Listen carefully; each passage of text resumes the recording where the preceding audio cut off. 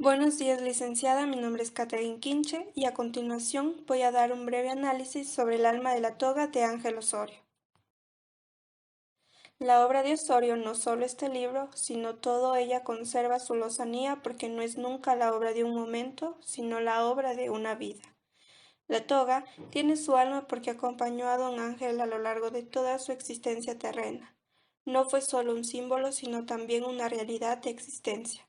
No fue solo un ropaje, sino también un contenido.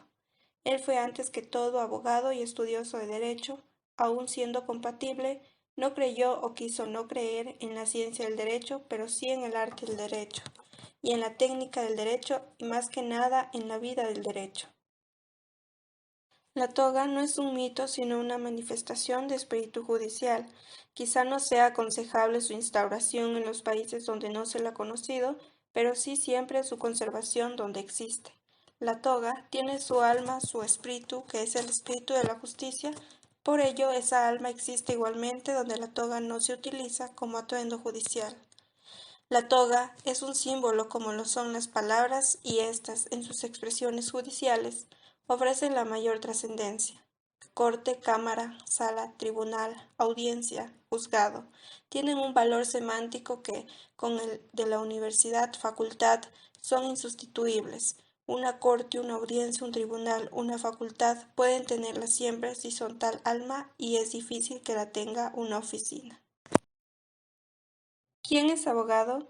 En el abogado, la rectitud de la conciencia es 1000 veces más importante que el tesoro de los conocimientos. Primero es ser bueno, luego ser firme, después ser prudente, la ilustración viene en cuarto lugar, la pericia en el último. Abogado es, en conclusión, el que ejerce permanentemente la abogacía. Los demás serán licenciados en Derecho, muy estimables, muy respetables, muy considerables, pero licenciados en Derecho, nada más. Fuerza interior. El hombre, cualquiera que sea su oficio, debe fiar principalmente en sí la fuerza que en sí mismo no halle.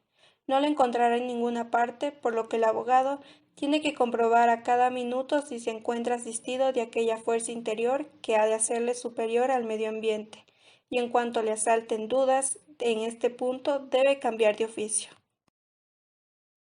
Sensación de justicia. Al abogado no le importa saber el derecho, sino conocer la vida.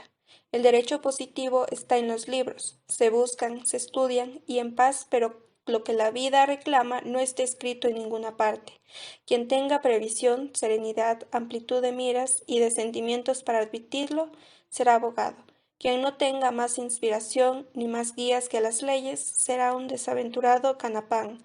Por eso la justicia no es fruto de un estudio, sino de una sensación. La moral del abogado.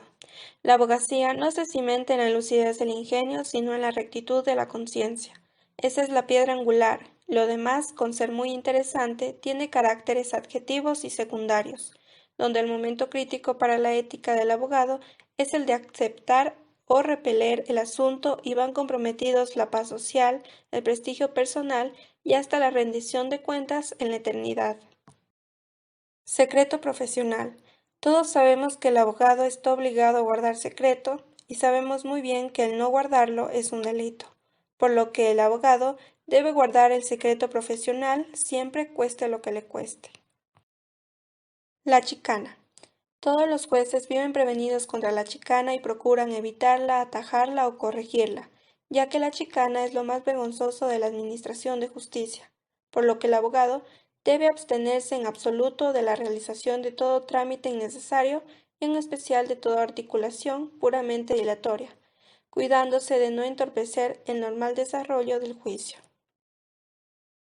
La sensibilidad. El abogado actúa sobre las pasiones, las ansias, los apetitos en que se consume la humanidad.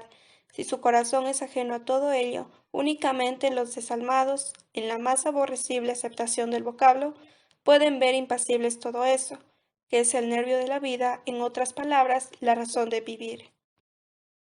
Desdoblamiento psíquico. El abogado se compenetra con el cliente de tal manera que pierde toda postura personal, pues con el actor en escena olvida la propia personalidad y a la realidad negativa de semejante olvido une la positiva de ensimismarse en el papel desempeñado por él. De aquí saca la consecuencia que él mismo refuta paradójicamente, de que la virtud que el abogado necesita no es un verdadero y propio valer. Independencia. El abogado no depende más que de sí mismo, es el hombre libre en toda la extensión de la palabra. Solo pesan sobre él servidumbres voluntarias, ninguna autoridad exterior detiene su actividad individual, a nadie da cuenta de sus opiniones, de sus palabras ni de sus actos. El trabajo. Siendo personal la labor en todas las profesiones intelectuales, quizás en ninguna lo sea tanto como en la abogacía. La palabra. La palabra es hermosa, tan noble, tan soberana, sin embargo, donde no llega la palabra, brota la violencia. Por la palabra se enardecen o calman ejércitos y turbas. Por la palabra se difunden las religiones, se propagan teorías y negocios. Se alienta al abatido, se doma y avergüenza al soberbio. Se tonifica al vacilante, se viriliza al desmedrado. El estilo forense. Los abogados no nos damos la menor importancia a nosotros mismos. Tiramos de nuestra profesión como si fuera una cosa insignificante, trivial, anodina.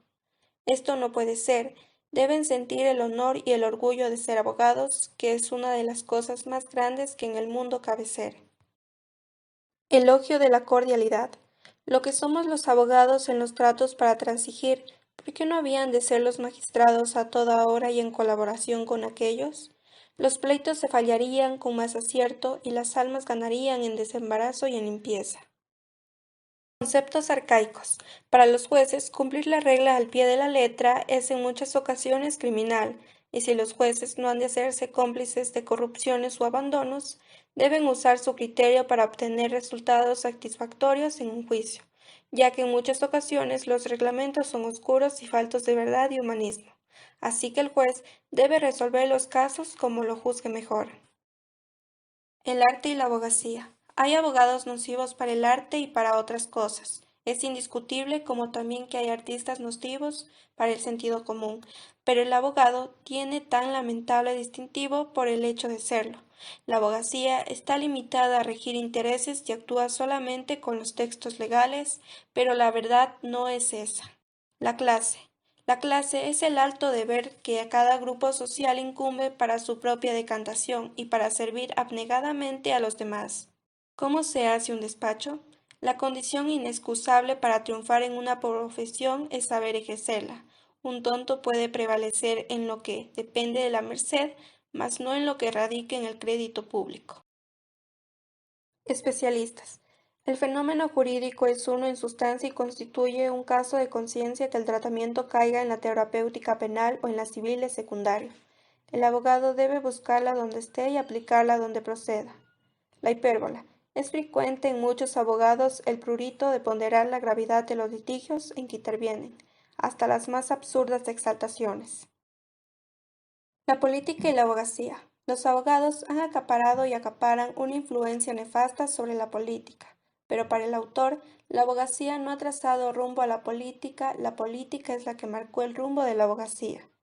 Libertad de defensa. La ley nos declara indispensables, sin embargo, de nuestras filas ha salido la tesis de que no lo somos, de que nuestra intervención debe ser puramente potestativa para el litigante. El amianto. Una de las nuevas especies que la guerra ha producido en la fauna profesional es la del abogado financiero. Poder y riqueza, fuerza y hermosura. Todas las incitaciones. El mundo nos utiliza y respeta en tanto en cuanto tengamos la condición del amianto. La toga. La toga, pues, no es por sí sola ninguna calidad, y cuando no hay calidades verdaderas debajo de ella, se reduce a un disfraz irrisorio.